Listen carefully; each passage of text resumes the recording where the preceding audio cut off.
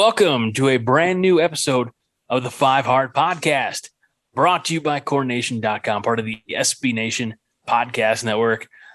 I'm your host, Greg Mahochko. You know what this means? 2 weeks in a row with the face that runs the place. Joining me, as always, is 215 pounds of twisted steel and sex appeal, Mr. John Dam Johnston. Okay. I'm not 200. I've never gone over 200 pounds in my life. You know what? I allow me to amend. 115 pounds of twisted steel and sex appeal. John Dam Johnston. Okay. And the undefeated, undisputed, reigning and defending champion of the world, Todd Wolverton. I'm glad you didn't bring my weight into it. I am certainly north of 200 pounds. Same Z's.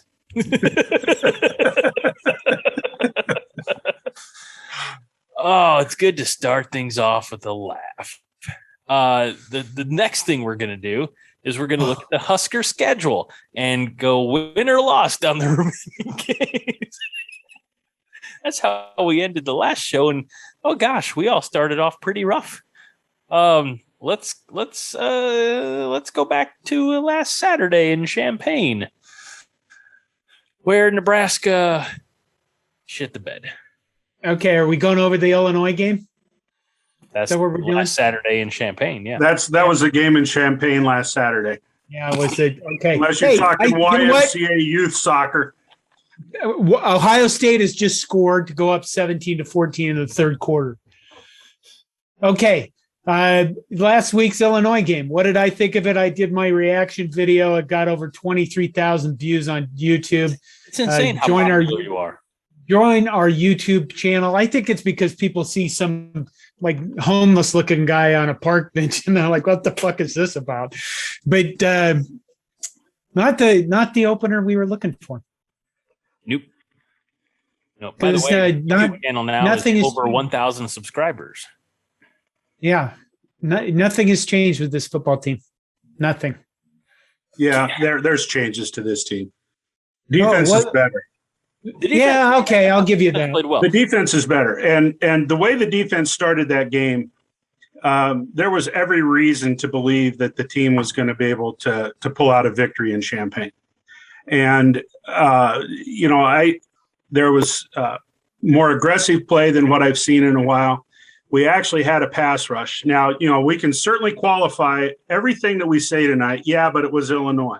Well, we don't know how good it's going to be. We'll see at the end of the season. They're underdogs to Texas, San Antonio or somebody, I think, coming up today or this weekend. But the truth of the matter is that defense played well enough to win that ball game. They had one bad series open in the second half. Crappy time to have a bad series. You don't want to open the second half giving up a touchdown. But that defense is a solid defense, and I think that they're going to get better from where they're at. And the best hope we have is that the defense is going to win football games for Nebraska. That's it. The defense was not without its mistakes. And by that, I mean, I feel like similar to some of the repetitive errors on the offensive side of the ball, Caleb Tanner, and I love his style of play, but I think sometimes he makes, if he's playing, if it was Madden, it'd be like that hit stick, he's got to get on the highlight reel. And unfortunately, that the highlight this time around was 2 penalties for a total of 30 yards. Not only that, it wiped away a Cam Taylor-Britt interception. When I look at the defense overall, that's really the only thing that I can say that, I was so – not only was I not surprised, but I was downright tickled at the play of Phildarius Payne. I thought that the front seven was getting a rush at times. I think they were doing good things. Illinois should, I don't want to. There's an old there's like an old philosophy in, when you're talking about your opponent, you don't ever want to talk down to about them ahead of a game, because, like if you browbeat, a team, like a Fordham or Illinois, and you call them the drizzling shits, and then you beat them, well, you beat a team that's the equivalent of the drizzling shits. But even worse, they beat you. You got beat by a team that's the equivalent of the drizzling shits. So I'm not, but their starting quarterback got hurt early in the game, midway through the first quarter. And they brought in a backup who we just saw at the end of last season. And he, did, I want to say he played just above serviceable. I think he did just enough to manage that game from the quarterback position. And we just couldn't, at times, we couldn't hold on to their receivers enough. And they've got some good running backs. And I think maybe last week we forgot about some of that. We talked about those super seniors coming back, because I mentioned it, and John whipped my ass on that. Or I think it was John. It might have been you, Todd. No, it was John. It was John. Okay. He's like the 22 whatever super seniors were the guys who got Lovie Smith fired. Well, they're back, and they just got Burt his first win at Illinois, and it came at our expense. And that, but it was a lot of the running back, game, and I think as the game went on and our offense couldn't stay on the field, the defense got a little loose, and that opened up some more opportunities for the Illini. I want to jump in here because John's saving up, and he's going to go on one of his patented rants here in just a few minutes. I want to just say a couple of things in response to what you said there, Greg.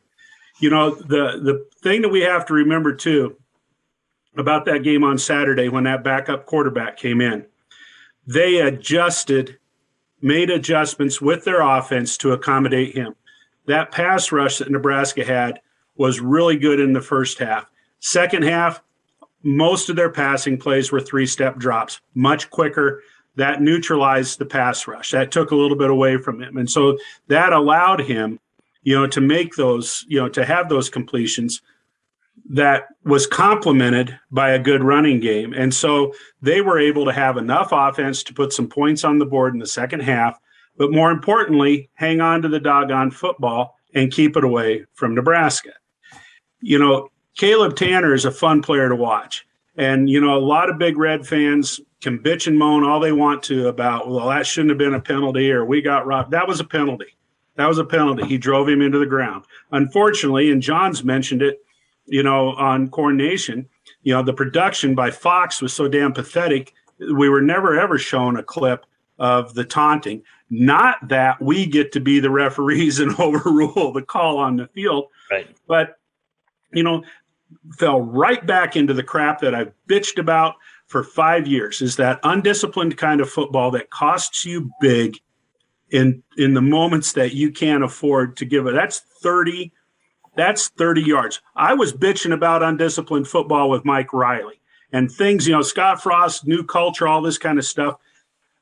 Penalties and stupid mistakes continue to plague this team. It started in the Riley era, and we need a vaccine or we need an exorcism. I think, to steal something I read this morning. Something needs to happen where these guys play with discipline and intelligent football. Just like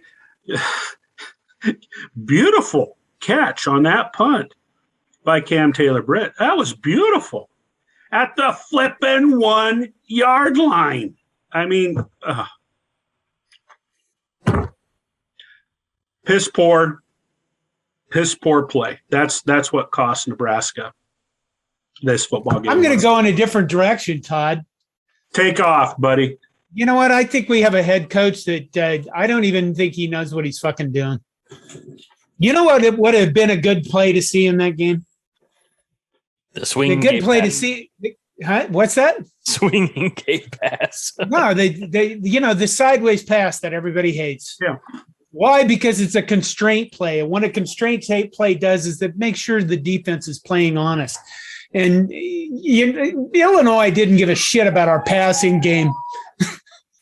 They didn't. Their linebackers were just going to the ball. I mean, it's why Taylor Martinez or Adrian Martinez, whatever fucking Martinez he is, was able to just take off up the field. Why? Because all the safeties and everybody are playing up, and all he had to do was one move, and he's gone for 75 yards. But we didn't run counters. We didn't run misdirection plays.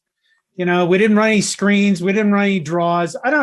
And then Scott Frost gets up at a press conference and says they started in an even front. We had to throw out half our playbook. He's got to know how stupid that sounds. That is not a good look. No, because Lubick, his coordinator, comes out later and he says, yeah, we practice against different fronts. And, part of the playbook goes away depending upon the front they're using. In other words, what you have is a child answering a question compared to a grown adult answering questions. And if Lubick is going to be the offensive coordinator, why isn't he calling plays? Or are we stuck with another head coach who's bound and determined that he's an offensive genius? Because right now his offense has been shit for 3 years. 3 years and one game. There you go. And Minnesota 19-yard TD takes the lead 20-17. Todd, did you hear that? I almost thought like he said my Minnesota. I thought I heard that. My Minnesota. I think he worked that in there. John, you son of a bitch.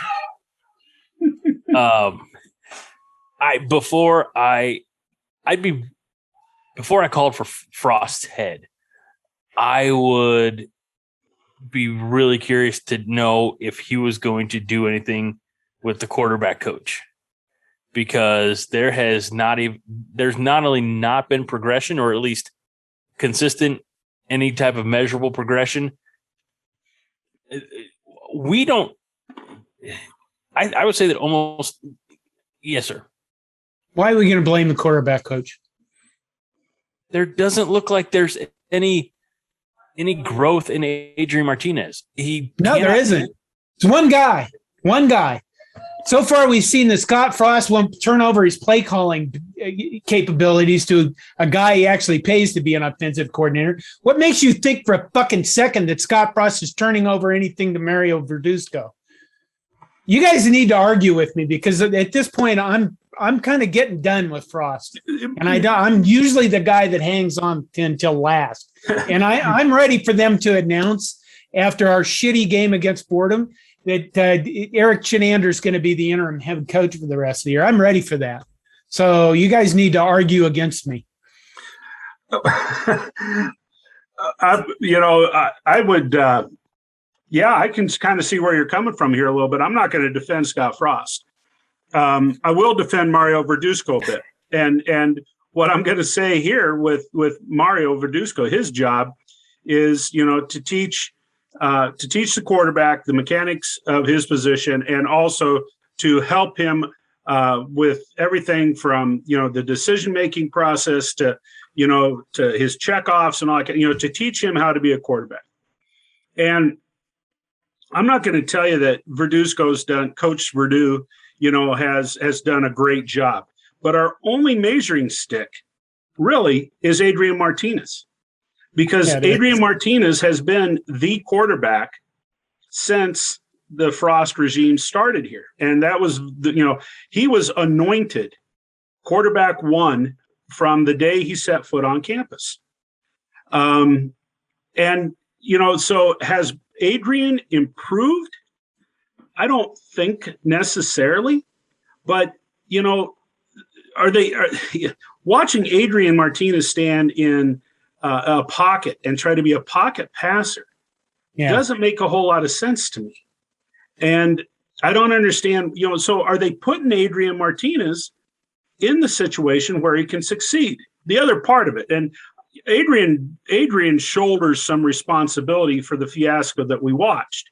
I mean, in the first half, he couldn't hit the broadside of the barn. He was so amped up, and he was just, part of that is, one of the Brock Hurd, who was the color analyst, he said he's not following through. If you see a quarterback consistently throwing the ball high, that means they're not following through. Why is he not following through? Execution is a crazy thing sometimes, but Martinez deserves some of the responsibility, but I am not going to hang this all on Adrian Martinez, and I'm not going to say he's the shittiest quarterback that Nebraska ever has had. I have a couple of things. When Frost, etc., came in at the beginning of 2018, there was Tanner Lee. He had his one and done year. There was no real quarterback coming back, right? I mean, I'm trying to go back to the depth chart of 4 years ago, and I can't remember what I had for breakfast this morning, so it's very difficult for me, and I apologize.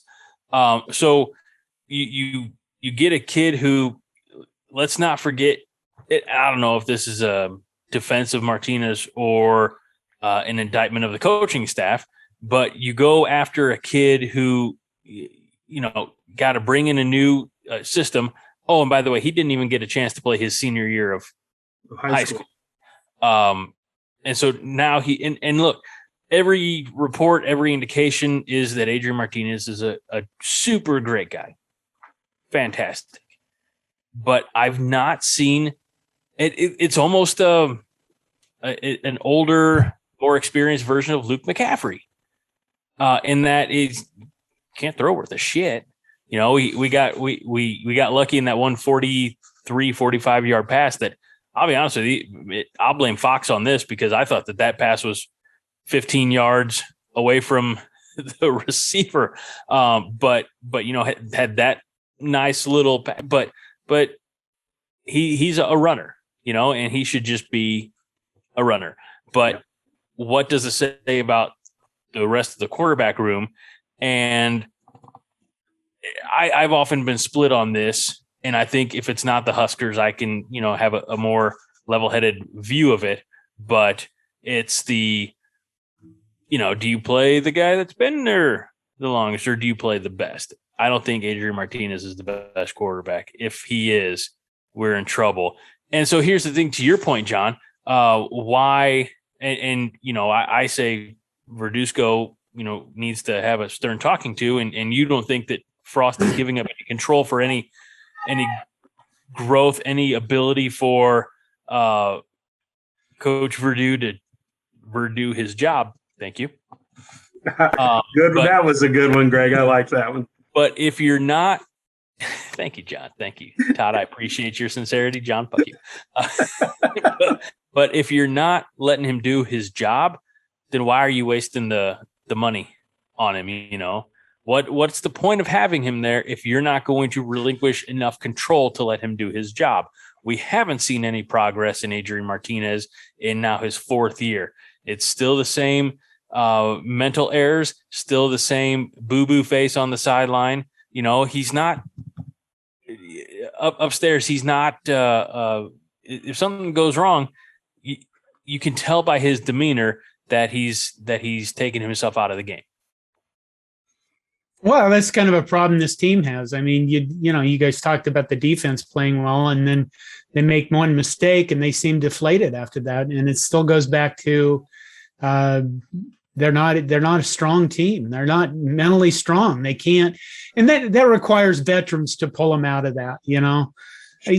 I guess I think I said this in the post game, the instant reaction thing. I only played high school football, and you play both ways, so but I have to imagine that a defense playing on the field and playing hard watches their offense go out there and do the same fucking thing now year after year and game after game. And they still got to turn around and say, okay, now we have to go back out there and win the game. Yeah. It's got to be deflating as shit for them to do that.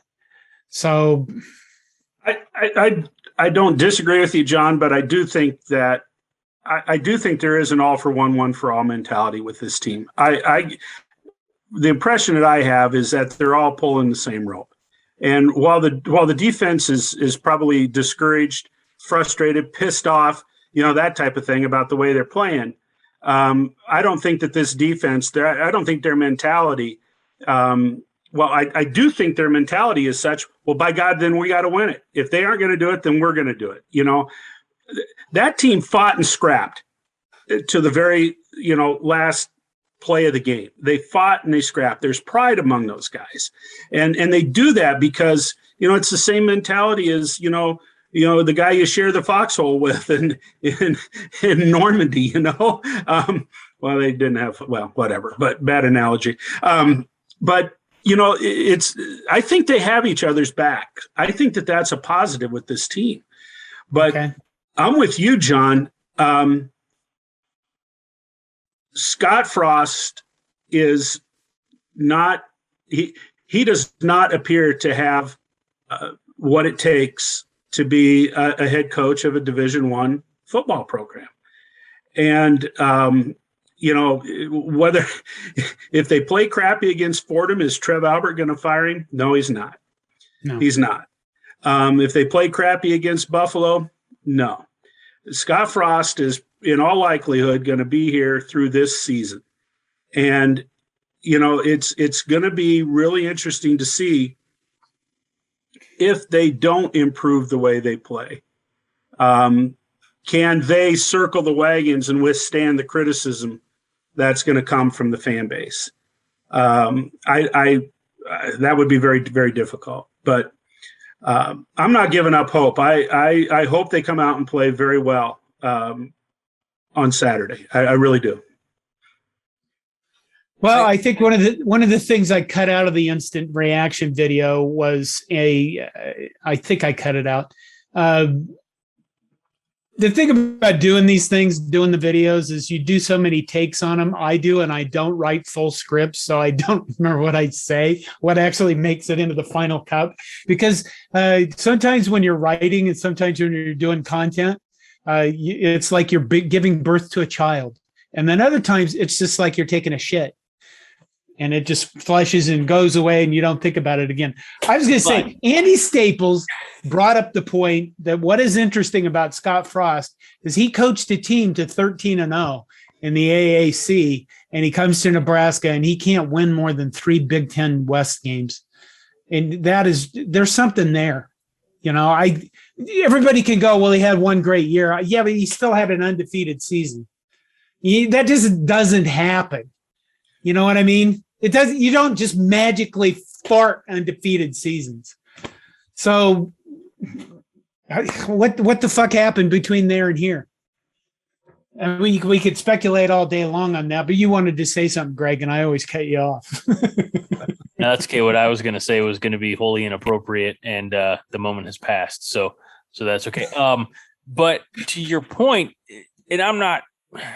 Again, this falls under the excuse, train or whatever, but the Big Ten is not the AAC.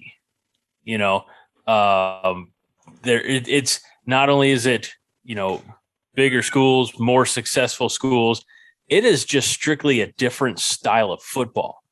It's a different style of football than Oregon. You've got to have some of those. Yeah. Overgeneralization, I apologize, but you got to have some Midwest beefcakes, on the lines. You can't. It's with the exception of like the Ohio State, who is Ohio State. It doesn't strike me as a speed conference. It's a physical conference, and that's maybe never been Scott. And I remember when I watched that announcing press conference with Bill Moose. LOL. And Scott Frost. And when Scott says, yeah, we're not going to really have to change the Big Ten. We hope that the Big Ten has to change for us. That is a statement that will live in infamy. Yeah. Yeah. Because, and look, I appreciated it at the time. I certainly appreciated the bravo. And I was like, fuck yeah. Looking back, and it's just like, oh my God. You can't, I appreciate the bravado. I appreciate a little bit of cockiness there and readiness, but man, it's looked like a guy who only knew Nebraska in the Big 12 and had no idea of what Big Ten football was like. And I'm not here grandstanding for the Big Ten. I'm here hopefully grandstanding, hopefully make my case for what Nebraska has to do to be a successful football program. Because what it's been doing the last 7 years is not success. It's we're to the point. I really honestly think we're to the point now of dissatisfaction with what is happening in Lincoln that we would welcome back with open arms a Bo Pelini yelling, swearing, and spittle flying out as he's yelling in a player's face to get to 9 wins and a bowl. Yeah, but Carl's going to be in jail, so we won't get the whole package. So that's fine. Can you hear the screaming that's going on in the background of this house? Yes. But Greg, I concur with what you're saying. And a question I have, and maybe you guys know the answer. One of the things I haven't heard, when people want to draw these comparisons to the time that he was at UFC or UCF, what were those teams heavily penalized? Did those teams make the mental mistakes, the mental errors that these Nebraska teams do? It's hard to believe that you can be 13-0 with a team that is heavily penalized. That's Oklahoma back in the Barry Switzer days. Did they turn the ball over? Did those UCF teams turn the ball over? To me, how this team continues to shoot itself in the foot. One of the posts that I put up there, people scream about this team not having an offensive identity. Yes, they do. It's shoot me in the foot. What am I going to do to screw up so that we don't score? That's the identity of this offense. I have a couple of answers for you, or perhaps at least one answer. The 2017 UCF team netted negative 1.3 average turnovers per game. And as they far were as 117th in the nation in penalties. Yeah. In other words, they were one of the least penalized teams in the nation. Oh, see, I heard 117 in penalties, and I go the other way. I'm like, oh, they were one of the more penalized. So what? Just a way of interpreting the numbers. So what's not getting through to these kids? I'm sorry, they were one of the more penalized teams in the nation, giving up 117th. I got that backwards. Giving up almost 70 yards a game to penalties.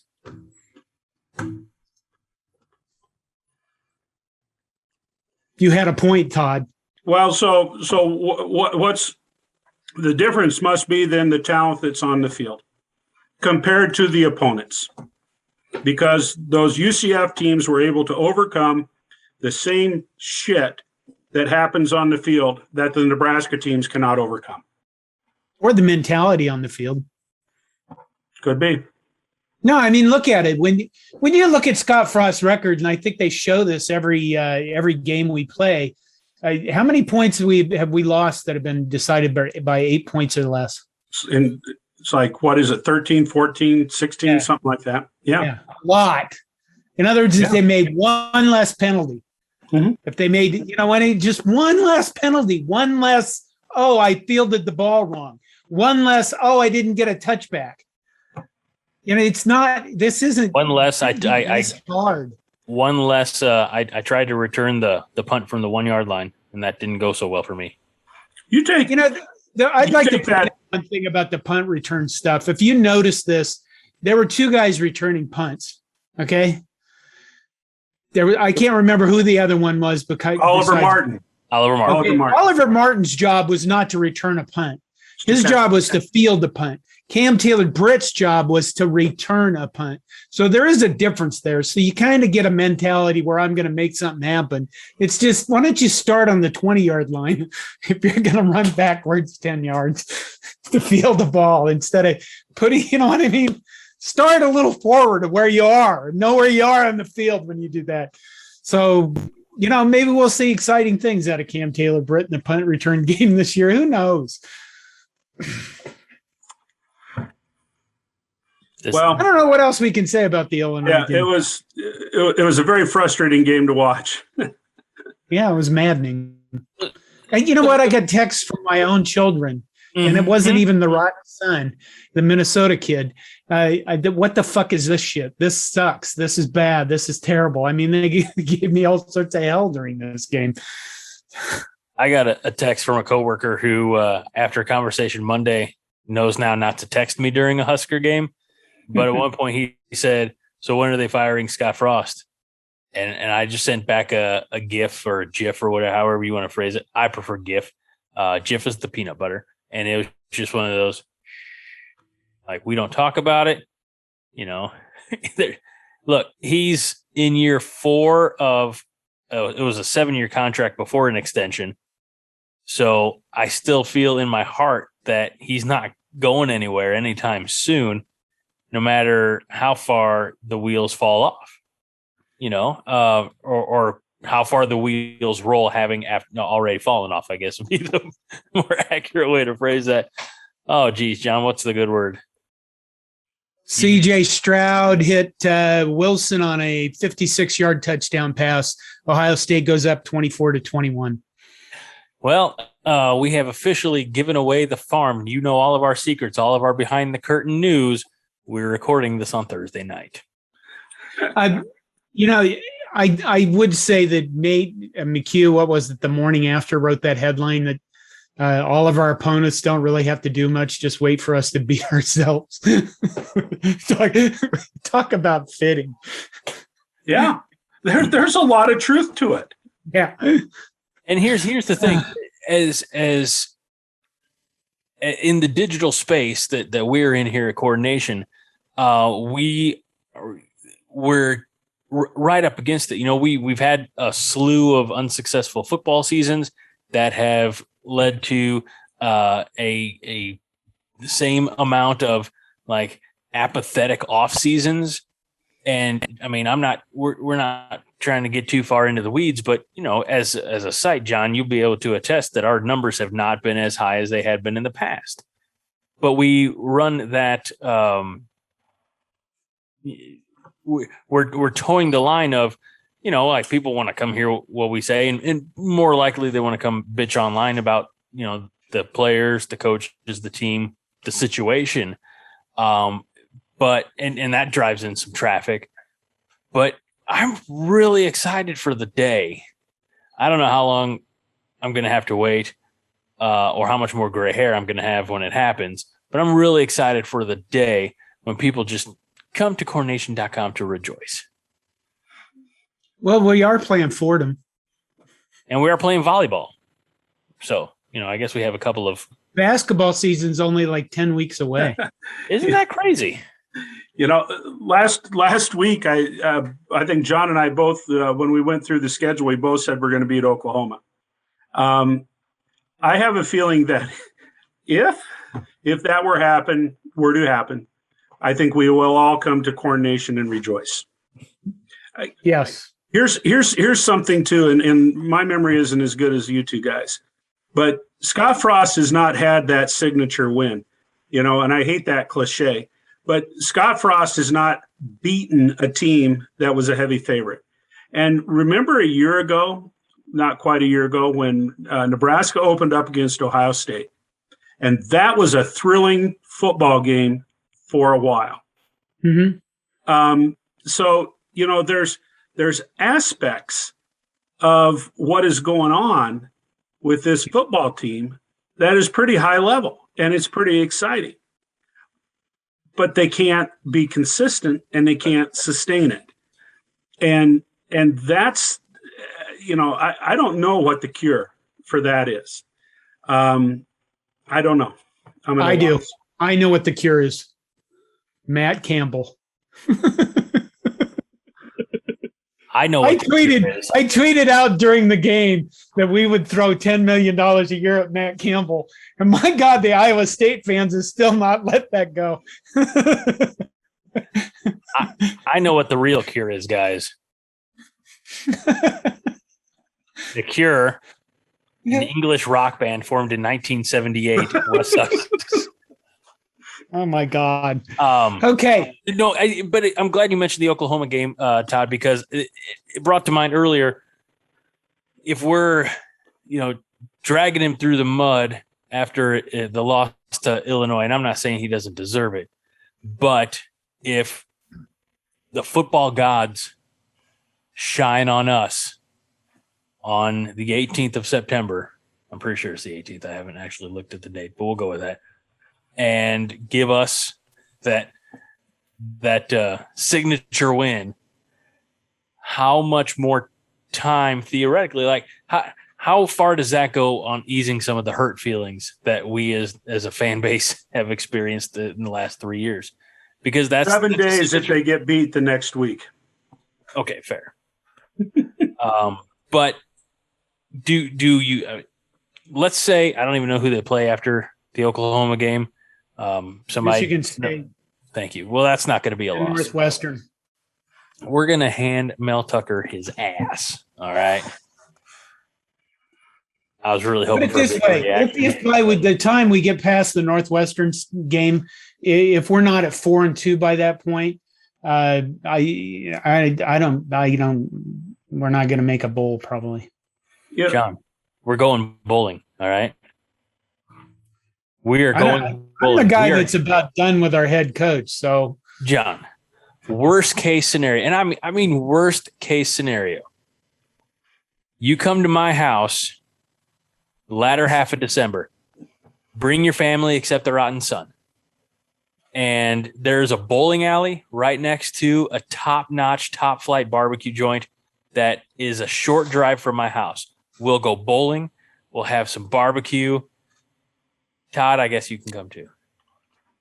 All right. We'll do a 5-heart recording while bowling. Oh my God. What? John, can we play poker sometime? Because your poker face is the shits. Let's leave this Illinois stuff in the rearview mirror. What else we got going on? Fordham. Before we get pump the brakes, Chief. Before we get to Fordham, there was a little video put out this past week from the Nebraska football social media gurus. And I just didn't know if you gentlemen had the opportunity to watch that video. Which video was it? The alternate uniform video. Oh, I don't watch that stuff. Okay. I'm not an alternate uniform guy. I know you're not, but Todd. I'm a uniform guy, and I'm going to leave okay, I'm only going to talk about the uniform. I'm not going to talk about the production. The video, it was cool to see the fans. The neat concept. Cool to have Damon Jackson. Am I saying that right? Damien. Okay. It was cool to see him and recognize him. But I don't want to talk about the militarism or military patriotism, etc. Anyway, the uniform. I'm not pissed off about the uniform like I usually get, because it's, for the most part, it's Nebraska colors, and it's kind of got an interesting look to it. I've heard a lot of people say they like the NU on the side of the helmet, and that ought to be what they do all the time. I think it looks kind of neat. It's going to be weird watching them wear white at home. But nonetheless, as far as the alternates go, I think it's one of the 1 or 2 best alternates that they've had. They stuck with the colors. It's neat to have Damien be there, and be the one that modeled it. I'll just leave it there. I will. And you know what? You mentioned the all whites, and I'll be honest, that part didn't even register with me because I unlike you, I was caught up in the production and the whole sentimentality of it, I suppose. So Todd, whatever you do, you're probably not going to want to watch the YouTube video I dropped earlier this week. It's probably not going to be up your alley. But our friend, Coronation's friend, and my friend, close personal friend, Mr. Brett Baker, he calls the all white uniforms the surrender whites because it feels like every time we wear the all whites, things don't go well. And that's, up until you were talking about the uniform itself, that part didn't even register. So, it's Buffalo, but after what we witnessed against Illinois, I can't really take anything for granted anymore. So let's just hope that the surrender whites, the surrender aspect of the whites stay, off the field, I suppose, for those uniforms. John, I'm not. I got nothing to say about uniforms. John, can we play cards sometime for money? No, I can't play cards anymore. Why not? What do you mean? Why? Because my brain doesn't work that way. I can't do anything where I have to keep variables in my head. Okay. Gives me extremely bad headaches. So I don't play any card games. I play trivia all day long, but wait a minute. I'd probably still kick your ass at cards. I'd still stomp the living shit out of you in poker. I'd take everything you own. Well, that's the thing, is that you have no poker face. Like, you just look over there and go, "Woo!" Yeah. And so I do. I just imagine you look at your cards. All in. That's kind of pretty much how I did it. But, the funny thing is most of the people that I played poker with drank way fucking more than I did when we were playing poker. So I just waited. So, okay, what's next? I actually had a follow-up about the cards. Yeah. Can we at least maybe get a game of Go Fish going? No, I can't play cards, man. I played some. Oh, let's move on without that. I feel like Go Fish is like, do you have any fives? No? Okay. Oh, I got a pair. Let's put those down. Your turn. You're getting abusive, Mr. Mahatko. Well, I'm feeling abused. Can I say something that I probably... Yeah, just say it, motherfucker. There's a complaint against me, a formal complaint for various aspects. But one of the things is that I was accused of taking advantage of the elderly. Not like that, Okay. But if they knew that I talk with you two every week, they would know I have no problem with the elderly. Wow. Wow. That was probably the best shot you've gotten. All right, Fordham. The Rams. The Hams. The Rams. What do you know about Fordham, Todd? 7 blocks of granite, Vince Lombardi. There you go. Vince Lombardi was from Fordham. Who else? Yeah. You asked everything I know, and I told you 7 blocks of granite and Vince Lombardi. That's what I know about Fordham. They're in the Bronx. They're Brooklyn. Bronx. Is it the same thing? I don't even know. New York City. Bronx anyway, they're in New York City. They have 16. Well, I think it's going to be interesting if they get out of New York. It actually is the Bronx. Just heads up. Okay. They have 16,000 students. They're a private Jesuit university. Yep. It's another Jesuit university, St. Louis University. Loyola. The deal with Fordham is that they're an FCS school, and they're not even a FCS school. They're going to come here, and it's I think, John, you've referred to them as body bag games. Nebraska should by all means role. However, what's going to be good enough, and what's that line going to be? In my opinion, I don't think Nebraska can look good enough. I think that everybody right now is going to be so critical about this team. I don't think that there's any way that Nebraska can win on style points. I just hope that we see at least 2 other quarterbacks in the game. I hope we see 5 or 6 running backs. I hope we see 9 receivers and a whole bunch of guys playing on the offensive and defensive lines. That's what I hope. That would be a successful game as far as I'm concerned. So here's the thing. And I'm cutting you off, and I'm doing with apologies, but Nebraska knows and is as familiar with the Fordham Rams as they were with the Fighting Illini a week ago, with new staff, etc. So I'm fully prepared for Fordham to come out in an even or odd set, and Nebraska will have to abandon half the plan. You know what would be good, Todd? Lose by 14. Tell me, John. What would be good is if Nebraska scores like 84 points. You know what would be bad? If they score 6? No. If they score 84 points, but 42 of them are called back on penalties. The problem with that statement is that that's a very real possibility. And when I said it, you were probably going, yeah, that probably could fucking happen. Isn't it? Right? Am I right? Can I share a few more, perhaps some esteemed alumni from Fordham University? Denzel Washington. Indeed.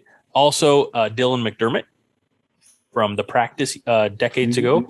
David Copperfield, legendary illusionist. The now disgraced former governor of New York, Andrew Cuomo. As you mentioned, yes, Denzel. Put a pin in Denzel. I have a follow-up question for you guys. Actress Patricia Clarkson, actor Alan Alda, Vin Scully, as you mentioned, Vince Lombardi, and our most recent El Presidente,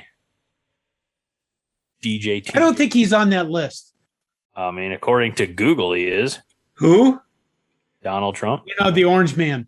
You know who? Lana Del Rey also. Yeah, sure. I don't know who Boy, they're kind of right up there with Northwestern's alums. How do you not know who Lana Del Rey is? Oh, why? I know why. It's because you're a parent. You got to listen to shitty kids' music, don't you? I never fell for that trap. I made my kids listen to real, actual adult music the entire time they were growing up. I never understood why adults go, oh, here's crappy, shitty kids' music instead of, like, I don't know, listening to decent music, you know, like the Carpenters or electronic or. I mean, we listen to classic rock in my van, boss. I don't know who Lana Del Rey is. I'm sorry. Lana Del Rey, born in 1985, so she probably, I don't know, didn't become an active singer-songwriter until 2005, 2010. At that point, I wasn't listening to that kind of music. Okay. That kind of music? I don't know what she did. Okay. Fordham, what else do we know? They're the Rams, the Bronx. They're probably, I'm guessing this game is going to be delayed. Do you know why this game is going to be delayed?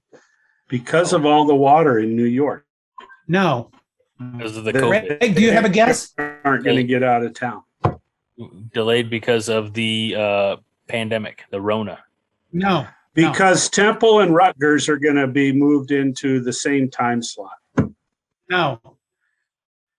Delayed in because our coach, it's because our head coach is cursed by someone or something for something he did in the past. That motherfucker, this game gets delayed. That motherfucker needs to go see an exorcist. And that is not even a joke. I'd ask the next question, but I think we'll let it go.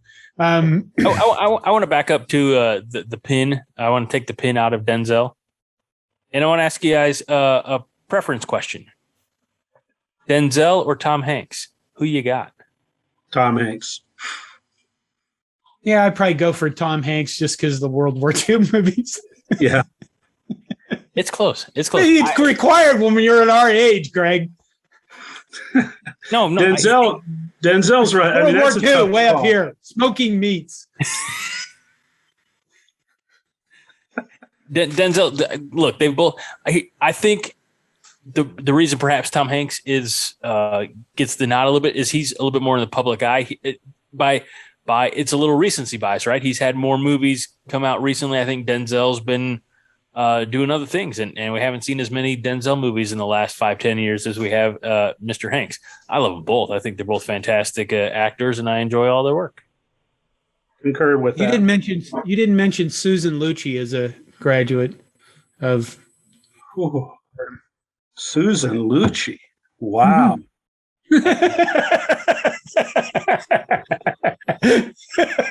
Greg's like, what the fuck is that? What's a Susan Lucci? John and I have watched her not age for the last 40 years. Google. God, that is true. That is completely true. It looks like she's held together with a duct tape. I don't know who this person is. She is queen of the soap operas. She's been a soap opera actress for very many years. I just remembered seeing her on the list and going, oh my God, this woman has never aged in her life. She's not even human. She's probably one of the people that live among us. She's 74 years old. You can't expect me to know anything about her. What else we got? Luke and Laura. Does that mean anything for you? No. Oh my God, why would it? Oh, John, you watched it. You were there. You skipped class and you went to wherever there was a TV set and you watched it. Yes, you did. No. Is this one of these things you're going to convince me I did because my memory's so shitty? I mean, like I know about Luke and Leia. I didn't have to watch Luke and Laura. Everybody else told me about it. Luke and Laura, that was another soap opera. And literally, the day they got married, college campuses all over the country nearly shut down. They did not go to class. People were huddled around any television set they could find. Well, of course, they only had 2 channels to choose from. Oh, that is true. I feel like the way that this conversation has gone, we have lost our entire audience under the age of 50. Yes. So let's get our predictions and get the hell out of here. All right. We'll start with you, Todd. It's the home opener. It is Lincoln Memorial. By the way, Nebraska, the Tunnel Walk is going to be featured this upcoming, I believe, Tuesday on Big Ten Network. And our very own Patrick Gerhardt spoke with one of the producers of said show for one of his podcasts. And we're going to have that dropping on Monday as well. Want to get that out there. Something to look forward to if the weekend doesn't go our way. There's always some light at the end of the tunnel. That tunnel is at Memorial Stadium. So, Todd, what is your prediction? Nebraska 34-21. Wow. Okay. I'm going to say 84-13, but 42 of our points are called back on penalties. I would like to. You know what I want to see? I want to see a quarterback not named Martinez or McCaffrey play in Nebraska football. That's what I want to see. I heard they exist.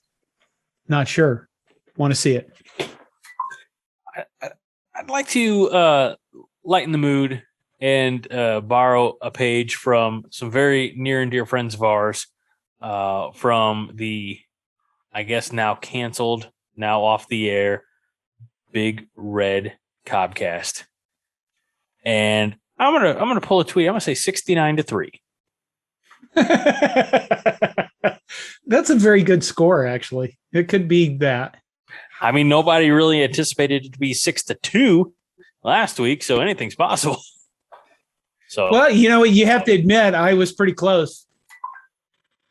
because I said that they would have 14 points on turnovers, and what'd they get? They got, we gave them basically 9. 12 points, right? Or was it 9? 9. I mean, we gave away points. So, course we did. and then we didn't score 34, obviously, because our offense isn't very good. We're going to need some more of those pick sixes and some more of those scoop and score fumbles, and to field a punt or a kick return out further away than the one and run it back. Because I think if we have to rely on the offense.